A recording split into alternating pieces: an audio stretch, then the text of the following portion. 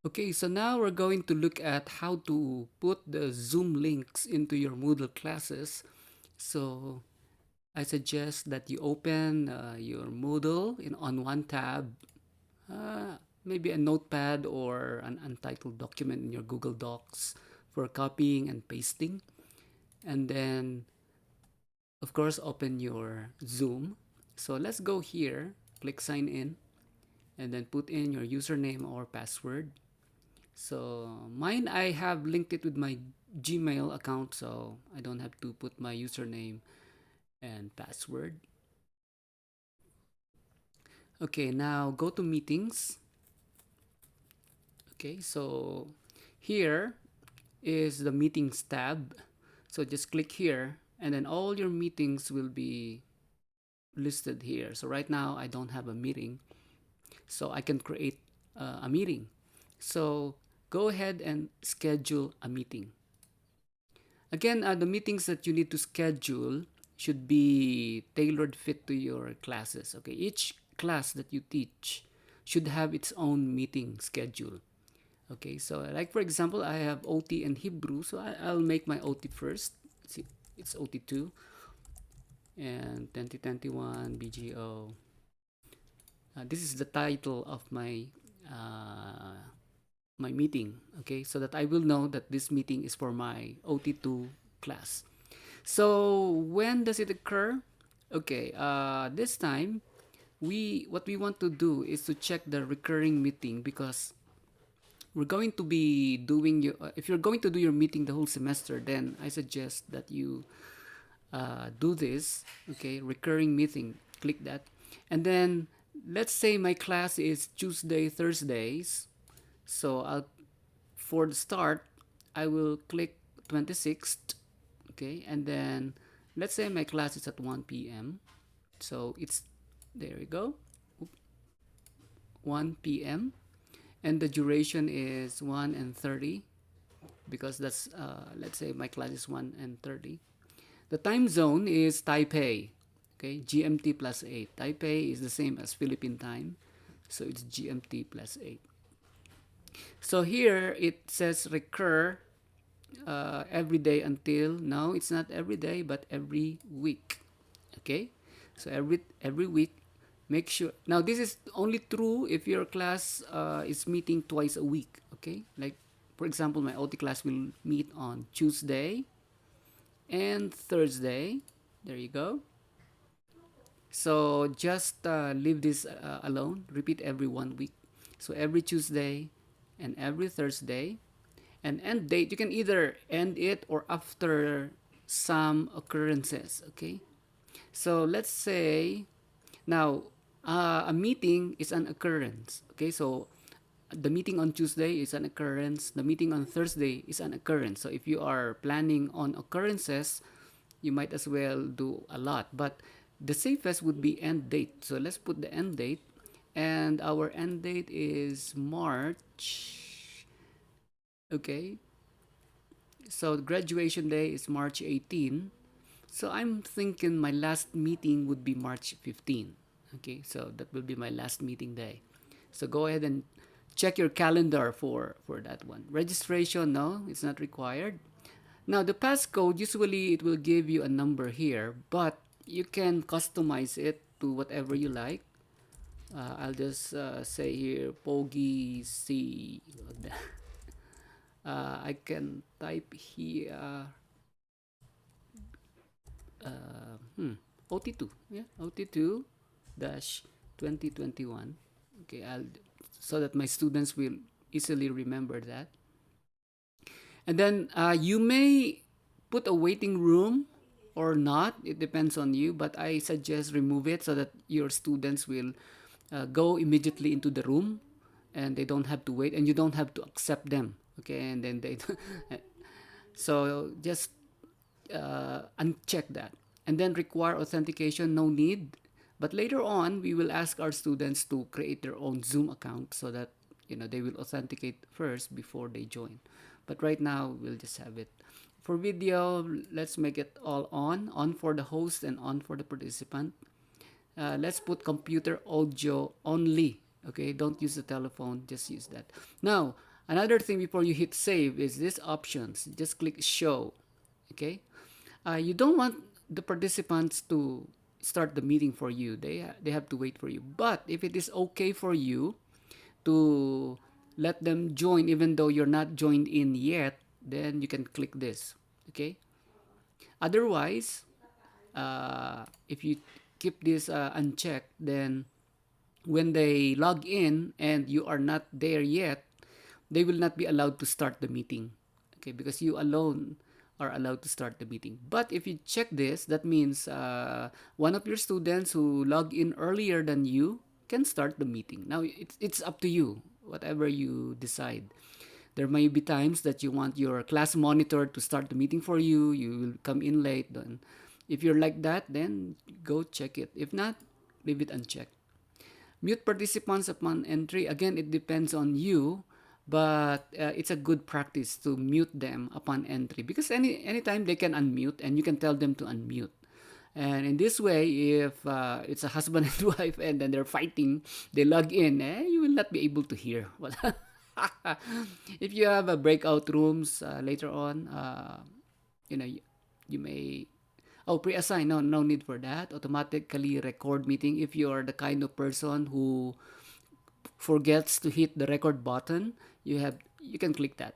Okay, and then make sure you hit in the cloud so that your computer will not be full. It will upload to the cloud, and later on I'll show you how to move that to your computer or to Vimeo, so we can save it to our computers or we can show it to our students. Approve or block entry users. Okay, leave that unchecked. And then alternative hosts, maybe not. But if you have a co-teacher, like for example, I don't think we have a co-teaching, so no need for this one. Just leave this blank. So after everything is set up, what you can do is click save. There you go, and then it will save. All right, so now you have this meeting. Okay, and these are the details of your meeting. Okay, so you have your topic, the time. You can double check that, and then it knows you are recurring. So if you click show occurrences, it will show it here, but no need to do that. Here's your meeting ID passcode. You can show, okay, you can hide that. What it means is I have no waiting room and I don't require them to authenticate. Okay, so these are. So now that I have it here, then I'm ready to share it on my Moodle page. To do that, all you have to do is just click this copy invitation. Now, if you notice, this is very long. Okay, it's very, very long. But what you can do is, copy everything because you cannot edit it here. Just copy everything and then cancel. Now go to your favorite processor and then paste it there. There you go. Now, all I want is just to share with them this link. Okay. And then this, okay, this one. Okay, this part only. Okay. This is what we want. So just copy this, right click copy, or whatever your copy there, Control V or Control C. And then after copying, what you need to do, now that it is copied, go to your dashboard. And I have to remember this is OT2. So I need to find my OT2 class. Where's my OT2? It's not yet here, so I'll just use my Hebrew. Okay, this is, make sure that your editing is on, right? Okay, so make sure it's on. And once it's on, this is where we want it. Okay, I mean here. There is a section there called contact details. It's located at the upper right. So what you want is you edit it or configure. There you go. So what you can do is you can delete everything.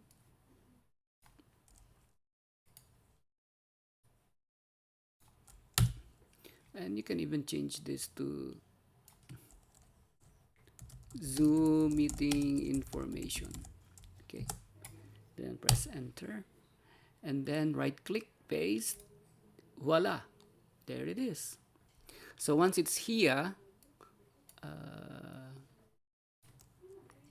okay, maybe we can say instead of contact details, meeting details, and then we'll click save. There you go.